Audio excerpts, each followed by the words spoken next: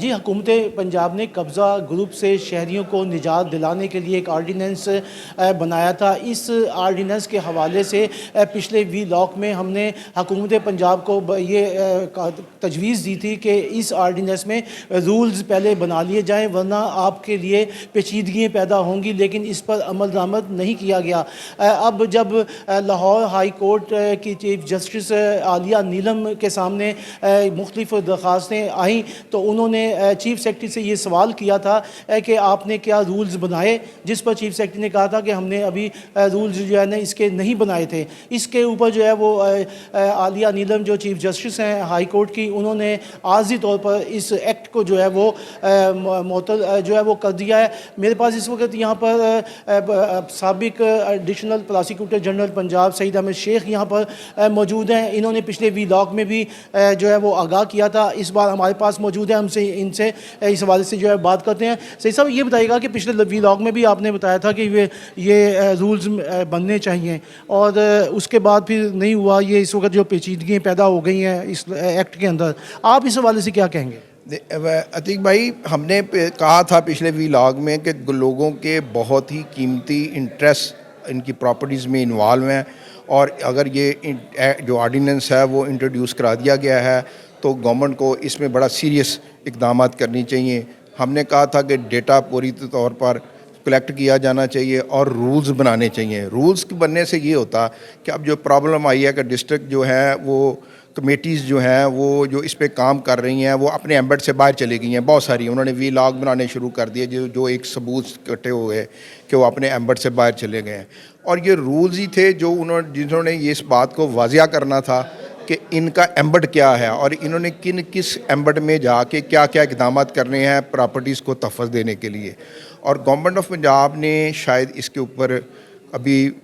سوچ بچار میں ہی ہے اور اب رولز نہیں بنا سکے، لیکن دوسری طرف ہائی کورٹ جو ہے وہ گورنمنٹ آف پنجاب کے ساتھ کنٹروورسی میں نہیں ہے۔ اس کی سب سے بڑی مثال یہ ہے کہ ہائی کورٹ نے اس آرڈیننس کے تحت جو ہے وہ 2/12/2025 کو 36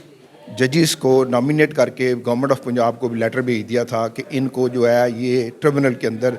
ممبر تعینات کر دیا جائے۔ اس سے یہ معلوم ہوتا ہے کہ ہائی کورٹ بالکل کنٹروورسی میں نہیں تھی گورنمنٹ آف پنجاب کے ساتھ، اور وہ چل رہی تھی جو اب بھی چل رہی ہے۔ لیکن دیکھنا یہ ہے کہ کیا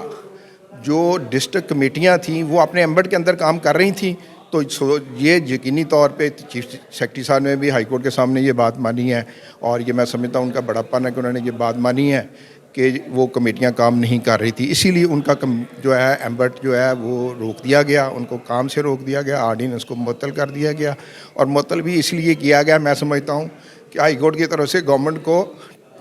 ٹائم دیا گیا کہ وہ اپنی چیزوں کو درست کر لیں، اور جو قبضے ہیں وہ تو ان کا ایمبٹ ہی نہیں ہے۔ اس کے اندر جو سیکشن 8 اور 9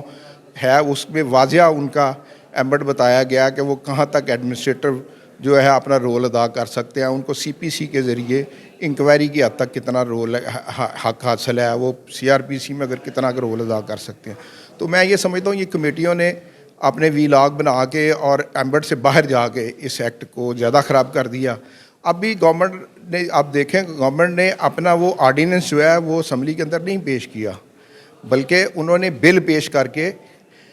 جو ہے اس کو ایکٹ بنوایا ہے، اور ایکٹ بننے کے بعد اس کے اندر جو ایک سیکشن رکھی گئی ہے وہ آرڈیننس والا سیکشن جو ہے وہ ریپیل کر دیا گیا ہے۔ اور ہائی کورٹ نے جو 36 ممبر لگائے ہیں، ججز لگائے ہیں، وہ ان کی ڈیٹ بتاتی یہ ہے کہ وہ 2/12 کو پچھلے آرڈیننس کے ذریعے جو ہے وہ ججز کی تعیناتی کے لیے گورنمنٹ آف پنجاب کو لکھا گیا تھا، جبکہ گورنمنٹ آف پنجاب نے یہ جو بل پیش کیا ہے وہ 8/12/25 کو اسمبلی کے اندر دیا ہے۔ اس کا مطلب ہے کہ وہ جو لیٹر ہے وہ اب ریڈنڈنٹ ہے، اور گورنمنٹ کو دوبارہ منظوری لینی پڑے گی ہائی کورٹ سے انہی ججز کی، اور جو لیٹر یہ سبسیکوینٹلی جو ہے ہیپیزرلی اس کو جب معطل کیا جا رہا تھا تو اس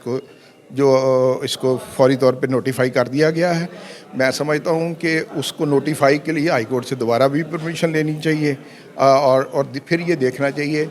کہ آپ نے کمیٹیز کے پاس وکلا کو نہیں پیش ہونے کے لیے روک دیا اس ایکٹ کے ذریعے، اور اس جو بھی آپ انٹرم آرڈرز پاس کریں گے اس کی प्रिवेंटिव मेजर के लिए किसी प्रॉपर्टी को उसके गवर्नमेंट राइट सेव करने के लिए, तो जो पार्टी इन्फ्रिंज होगी उसके पास अपील का हक नहीं है उस इंक्वायरी कमेटी के इकदाम का, तो सर्टनली वो उसके ट्रिब्यूनल के पास भी अपील का हक नहीं है, तो सर्टनली वो जो है वो हाई कोर्ट रिट में आएंगे और रिटों में ऐसे रिमार्क्स आते जाएंगे। मैं समझता हूँ मिस्टर जस्टिस आलिया नीलम साहबा ने जो जाती उमरा का